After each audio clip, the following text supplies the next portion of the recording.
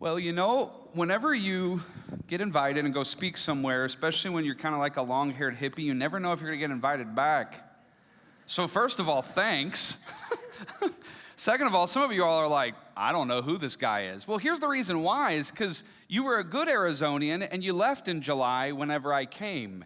So it's a little cooler than I was here last time. Nonetheless, I'm very grateful to be able to be back here at Central to talk about an important question. The question simply is this: how can we know the Bible is true? Like, how can we trust this book? How can we trust what it says? How can we trust what it demands? How can we trust what it reveals? How can we trust that this Bible is true? Trust. Oh my goodness. That's been a theme in my house for the past several months, really the past year, definitely the last couple of weeks, especially with my youngest. I'm a professor and all that stuff, but really I'm a dad of 4 kids. Now I say kids, but that isn't exactly accurate anymore. I have a 22-year-old, a 20-year-old, an 18-year-old, and God love him, a 13-year-old. And I say it that way for a couple different reasons. Being 13 is a lot different in 2026 than it was whenever I was 13. It's just very different. And it's also a bummer when you're 13 and your oldest sibling or your closest sibling to you is a senior in high school. Like, I'm always trying to convince my 13-year-old, I'm like, you're not being punished. You're just like younger than them. That's it. Like, he's like, oh, come on, I have to go to bed, but they get to stay up. Because Mike, they're all 3 adults. And you're just, getting started, like, it's not about you. It's just, you're young. But my youngest, he does have a unique relationship with secrets. They're his friend. He likes to have them around. And it's interesting because sometimes it's not even on big issues. Sometimes it's just on little things like, he was like, Dad, this was like a month ago. He's like, Dad, I saw some ants in my room. And I went, okay, sure enough, saw some ants. I said, okay, son, first of all, it's, springtime, it's gonna happen. Second of all, if you would quit sneaking food in your room, this would be taken care of. Like, it's not hard. Keep the food in the kitchen. But secrets, he loves them. Well, a couple weeks ago, we were putting him down to bed, said our prayers, said what we were thankful for. And then my wife, Sarah, left the room, and Robert goes, hey, Dad, can you wait for a minute? I'm like, sure. And God love him. He's just, my son, Robert, he is, the way I describe him is he's all heart. It's like that kid's heart is so big, he'll either save the entire world or burn it to the ground. Like, there will be nothing in between. His heart is all consuming. And he starts weeping. He's just like, Dad, and he's saying stuff I didn't even know a lot of what he was saying. But it ended with this: and if you would just give me a phone, it would make all of the things go away. I'm like, okay. Maybe we are, those Midwest parents that are too protective. At the same time, I've always told my kids, listen, you guys won't have the same rules because you're not the same people. You're not gonna get the same things at the same time because you're not gonna have the same curfew. You're not the same person. You don't struggle with the same things. That would be ridiculous for me as a parent to give every one of my kids the exact same thing because they're not the same person. And I just told my son, I said, hey, listen, buddy, first of all, let's celebrate this. I said, on a scale of 1 to 10, 1 being, ooh, can't trust you at all. 10 being, wow, I can trust you with my life. It's like, you've grown. I was like, man, a year ago, you would have been like a 3 or a 4. I was like, man, recently, you've been like a solid 7. And that's incredible. I was like, we've been working on this for years, and it's taking root. But I said, son, when it comes to trust, 2 things matter most: quality and quantity. I said, here's what I mean. I said, there are certain moments, buddy, there are certain moments where your trust matters most. I said, remember when we sent you to your friend's house? You wanted to stay the night. We let you stay the night like a week ago. And then you came back and you were telling us the movies that you watched. And I said, son, we don't watch those movies. I said, and I told you, this is a trust moment. I said, there's just some moments, they're high quality moments. And if I can trust you in the high quality moments, that means I can trust you in a lot of other places. I said, but also it's quantity.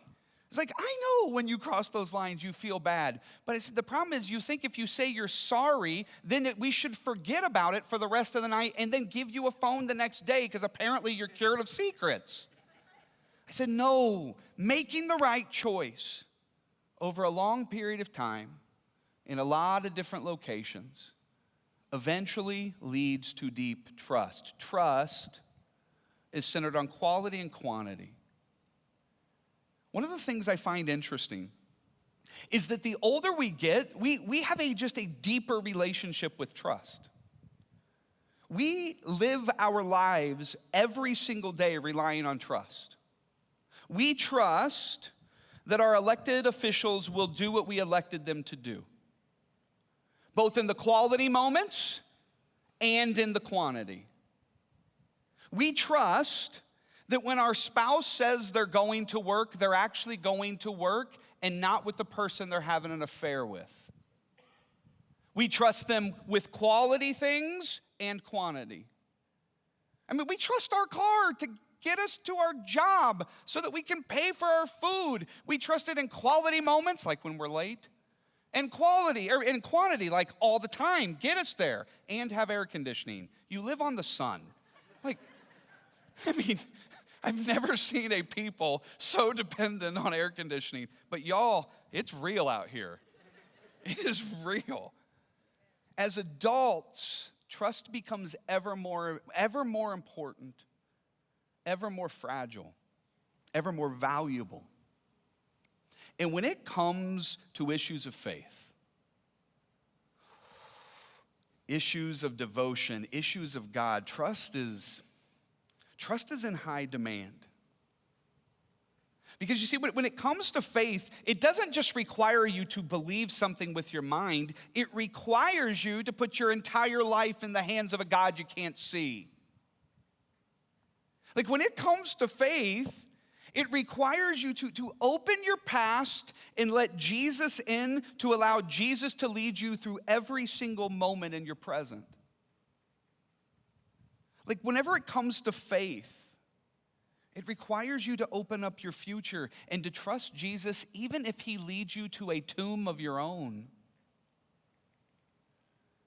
Like when it comes to faith, trust kind of matters.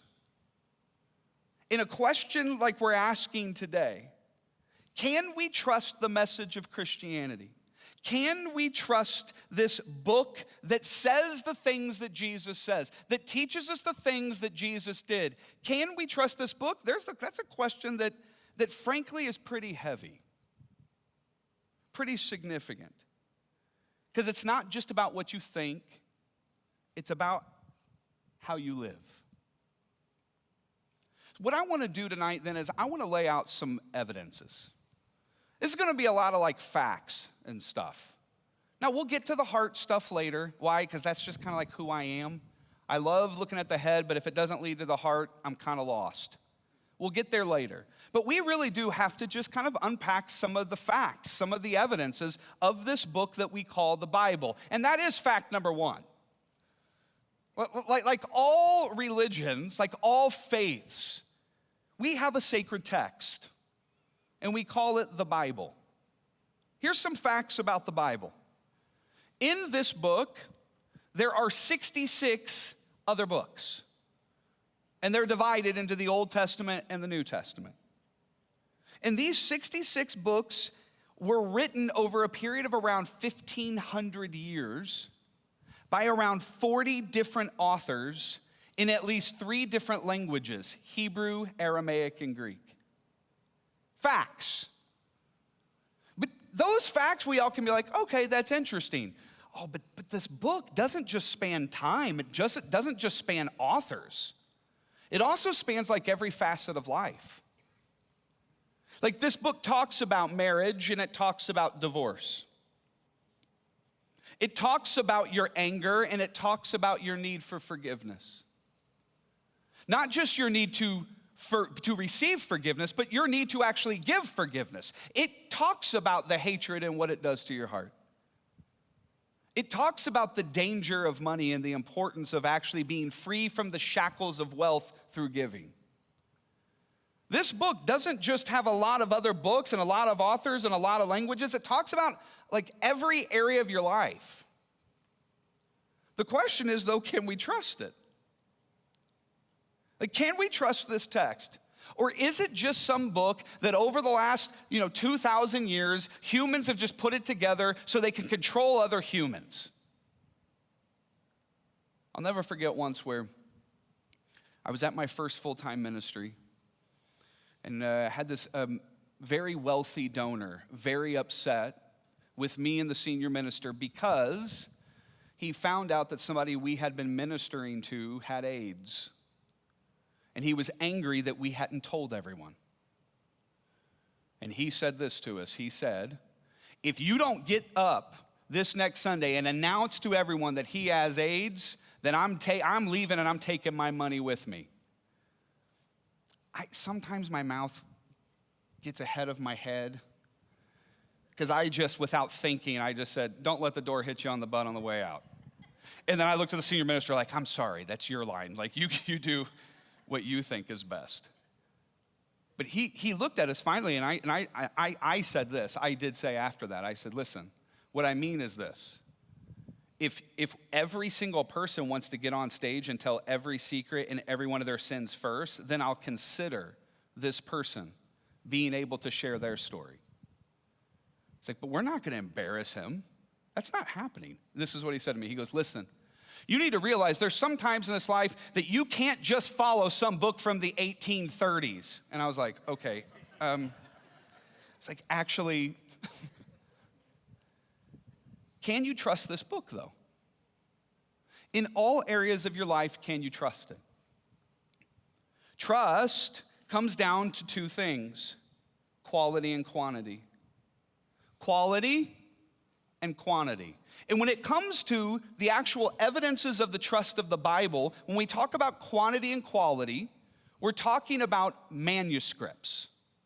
Manuscripts, these handwritten copies that you're going to see on the screen. These handwritten copies that scribes were either paid or they were through their devotion, they meticulously wrote out copying the sacred text. And you can see, there's a wide variety of manuscripts. Like, we have some fragments, we have some really elaborate ones, we have complete versions of the Bible, we have some mere portions of the Bible. But what you have is you have scholars working to produce and to preserve these manuscripts in high quality and in vast quantity. And the goal of scholars over the last couple of hundred years is to take those manuscripts, to pore over every single word, to pore over every single variation, even the way in which something is spelled.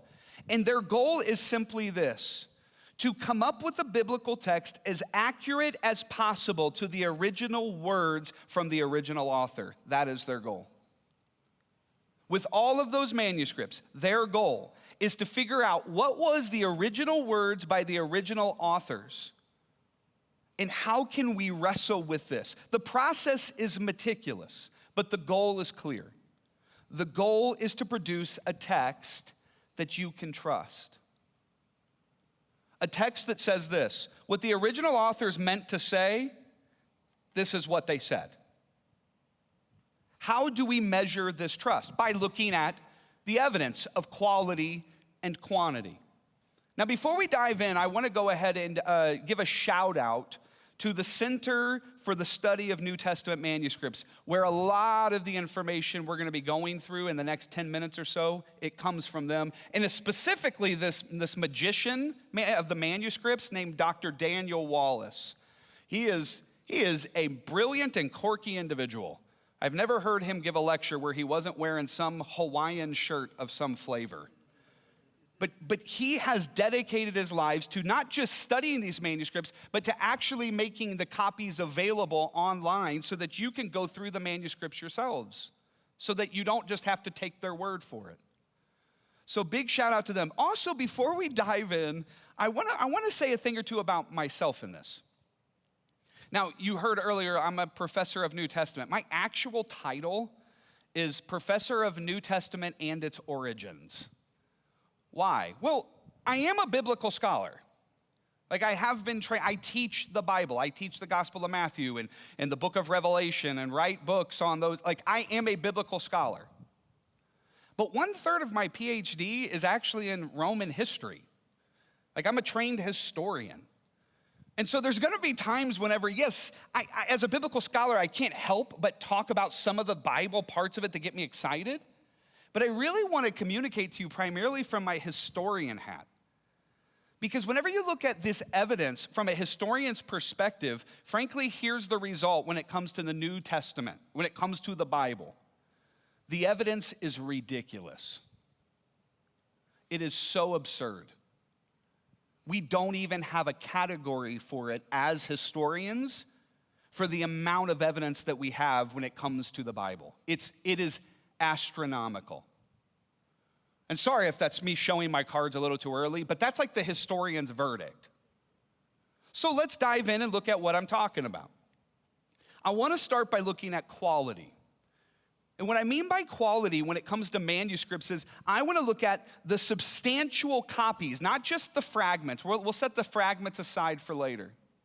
But I want to look at the substantial copies of the New Testament and how early we can get them, how close we can get them to the original author's words. The fancy word for the original author's words is the autograph. I want to see how close our manuscripts can get to the autograph, substantial copies. But first, let's look at this from a historian's perspective. When it comes to historians, an average ancient historian, a trusted ancient historian, where we get a ton of information from. Like I'm talking like the historians where we learn about who Julius Caesar was or what Alexander the Great did. We actually only have 5 sources that even tell us about the existence of Alexander the Great. But those sources are really valuable and really good. But whenever we're looking at an average trusted ancient historian, we typically have to wait several hundred years, on average 500 to about 1,500 years, before we get the first substantial copy of their written work. Let me give you a couple of examples.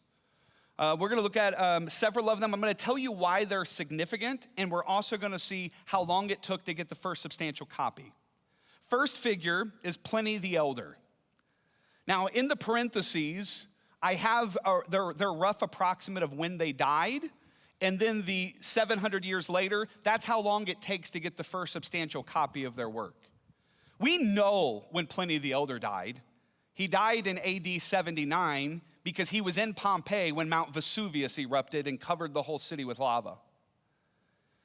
Pliny the Elder was writing the first real encyclopedia in existence called the Natural Histories. As a matter of fact, at the beginning of Natural Histories, Pliny the Elder says, "My goal is to give you the summation of universal knowledge." And when you read it, holy cow, sometimes you're like, wow, this is really fascinating, this culture and this person and this event. And then he's like, let me tell you about these little trees and these little plants on the side of the road when I'm walking on the Via Ignatia. And you're like, okay, I guess you really are giving me universal knowledge. Natural Histories, though, is a treasure trove of information of the ancient world. And yet it takes almost 700 years before we get the first substantial manuscript. And from a historian's perspective, I'm like, that's not bad. Why? Well, because it usually just gets worse. Like Plutarch. Plutarch writes the lives of illustrious men, where he actually takes a Greek figure and places him next to a Roman figure so that he can tell their story and you can see which virtue actually you want to be like. Like he's one of those 5 that tells in detail Alexander the Great's story. But Lives of Illustrious Men, we don't even get a good substantial copy until 800 years after Plutarch. From a historian's perspective, that's not bad. Josephus, who writes Jewish Wars, where we get a detailed account of all the different events that led up to and resulted in the destruction of the temple in AD 70. It takes 800 years before we get one of his first substantial copies. Polybius, who writes on the rise of the Roman Empire as the world's superpower, it takes 1,200 years. Pausanias, 1,400 years. Herodotus, who is considered by Cicero the father of history, it takes 1,500 years before we get a substantial copy of a manuscript from him. And as a historian, I go, yeah, because that's like what we build our history off of. Like, hear me. I'm gonna pause right here and say this. I'm not saying those are unreliable. I'm saying that's normal. Like, that's normal. From a historian's perspective, that's what we piece history together with. Rocks and manuscripts that are 500 to 1,500 years after the first one was written. That's a normal historian's job. That's what we do. The problem is the New Testament, when it comes to quality, it just kind of like blows these numbers out of the water. Let me just give you two examples. Papyrus 66, which is 156 surviving pages. This isn't just a fragment. This contains nearly the entire Gospel of John, and it is about 80 to 90 years after John wrote his gospel. It's like 2 generations, and we have almost the entire gospel intact in a substantial manuscript copy. Or Papyrus 46, which is 172 surviving pages, not fragments. This is about 125 years after the book of Romans is written. It has the majority of Romans in it. It has portions of 1 Thessalonians, and it has the entirety of Hebrews, 1st and 2nd Corinthians, Galatians, Ephesians, Philippians, and Colossians. Like from the quality perspective, like historians, we're used to dealing with manuscripts 500 to 1,500 years after, and we go, yeah. But 80 to 125 years, we're like, that's not possible. Like, do you know the material this stuff was written on? Do you know how many things have to go right in order for a papyrus to actually make it 2,000 years? It's so brittle, and the elements can do so much. The fact that we have anything in history, to me, is a miracle. The fact that we have to wait 700 years for some manuscripts, I go, that's incredible, but that's normal. But 80 years? That's astronomical. When it comes to the quality of the New Testament manuscripts, that's just 2 examples, but there are dozens and dozens and hundreds more. But that's the norm for the New Testament, which as a historian, we don't have a category for. It's kind of like a different thing because it is so absurd. But quality is only half of the equation.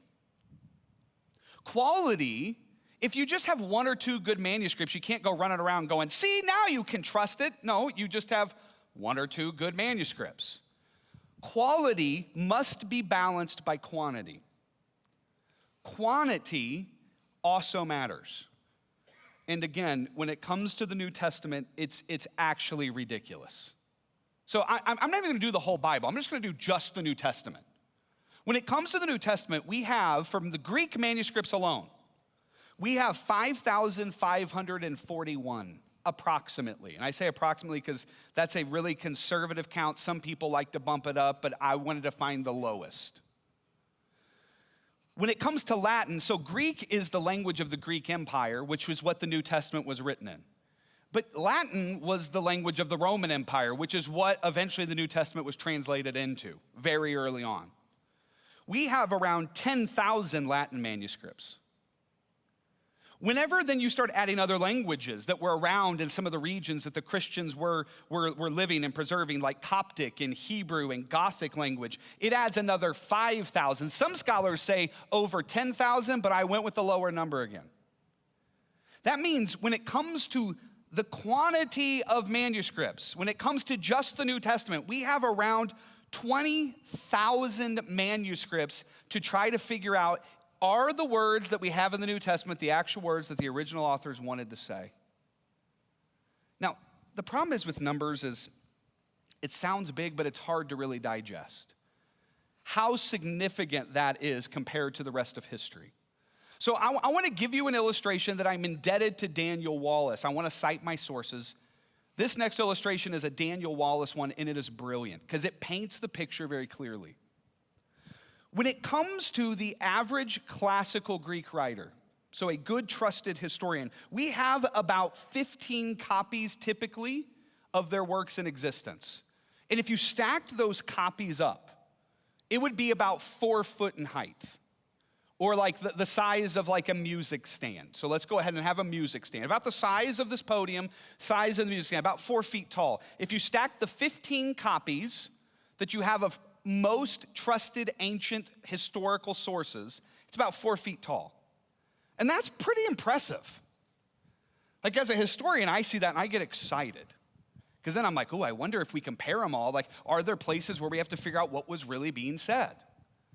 4 feet tall is impressive until you take that music stand and you put it next to like the Empire State Building, which is 1,454 feet tall. Have you ever been to the Empire State Building?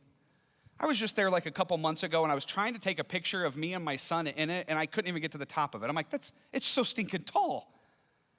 But whenever those graphics next to each other that you don't really get it, we need to probably do this to scale. So can we make it to scale, have there? The music stand next to the Empire State, it's more like that. Can you see it? Can we get an arrow to point where, there it is. So that little pixel is the height of the average 15 copies of an ancient source. Here's where it gets wild.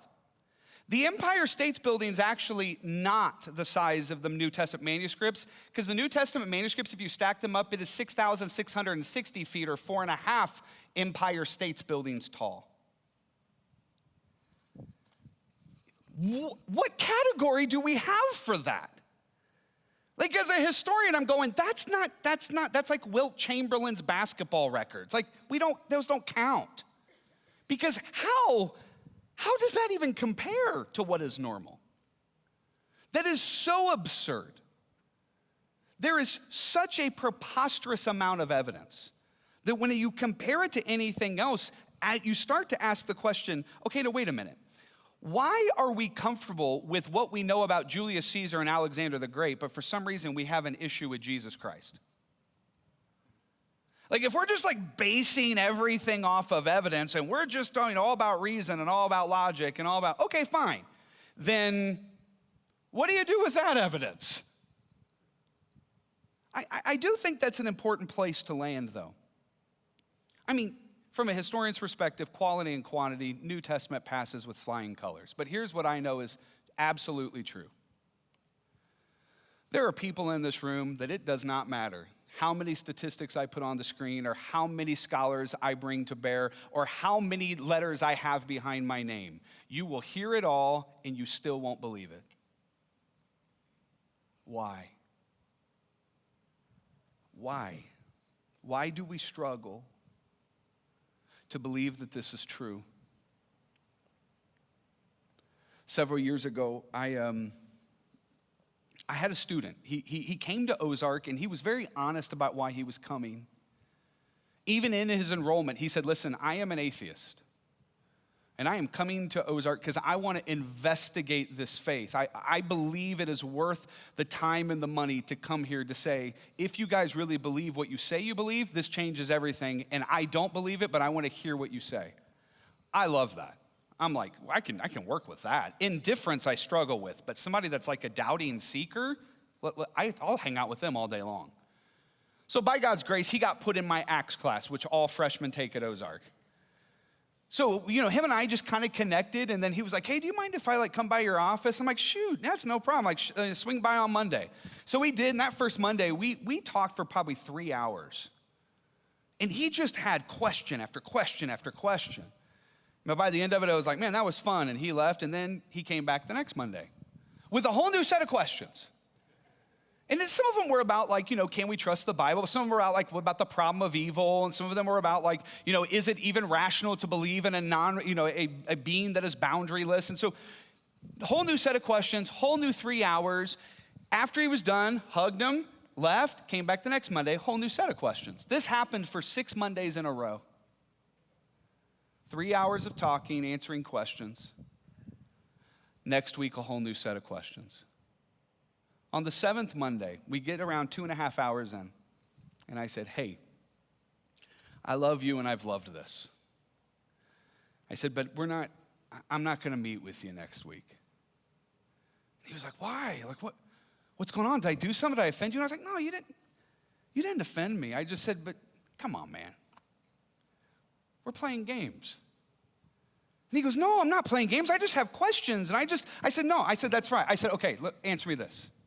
I said, each week you came in with a set of questions. I said, and each week I did my best to give as good of answers as I could. Did I disappoint you? He goes, no, you satisfied every one of my questions. I said, but the next week you come back with a whole new set of questions. He goes, well, it's just because I'm a thinker. And I said, no, that's actually not why. I said, you want me to tell you why? You want me to tell you why you keep coming back every single Monday? He goes, yeah, man, just tell me the truth. I just want the truth. I said, it's fine, but this is gonna hurt. He said, just tell me. I said, I think you will have an infinite amount of questions that can never be answered, because the true issue is you are still angry at the God that you felt abandoned you whenever you were 9 years old and your mom was diagnosed with MS. I said, next week, if you want to come and talk about that, come on in. And he gritted his teeth. And with tears in his eyes, he said, I will not talk about that. I said, then we're done meeting. And I know some of you are like, man, this hippie's calloused, like that's uncaring. But for me, it's the exact opposite. Like I care about him so much that I refuse to keep dancing around the real issue. I refuse to keep looking for new evidences or new ways to ask old questions just because we want to be more committed to running than to submitting. To familiarity more than health. To our own sin than into the transformation that Jesus offers through his cross and Christ and sacrifice through his resurrection. Like whenever it comes to weighing the evidences, it's really not that easy. It's not that hard of a conversation. But what makes this hard is our addiction to our own running. Like one of the things in my own life that I've learned through many mistakes and countless hours of therapy is this simple truth. Wounds can keep you from Jesus, but only Jesus can heal your wounds. And where did I learn that? In this book. In these 66 books, written over 1,500 years by 40 different authors in 3 different languages. Like, can you trust the Bible? Sure. But that's not the invitation today. The invitation is not to trust a book. The invitation is to trust the person the book is pointing to. Yes, you can trust that the Bible is the words that they wrote, but have you heard the words they wrote? I'm just going to warn you, it'll cost you everything. But you can trust the word, not just this word, but the word that became flesh and dwelled among us and died in our place so that 3 days later he can give us the hope of a new life. Lord Jesus, teach me to listen. Father God,